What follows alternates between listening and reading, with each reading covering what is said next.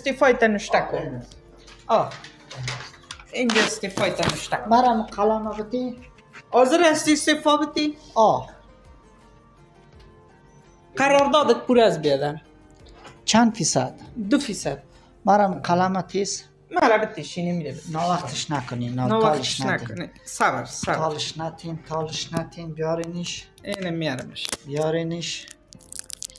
تالش نتی. صبر که بکنمش نی. یک دقیقه. امضای تکو. این نشته کو ضمانت خط. چی نه.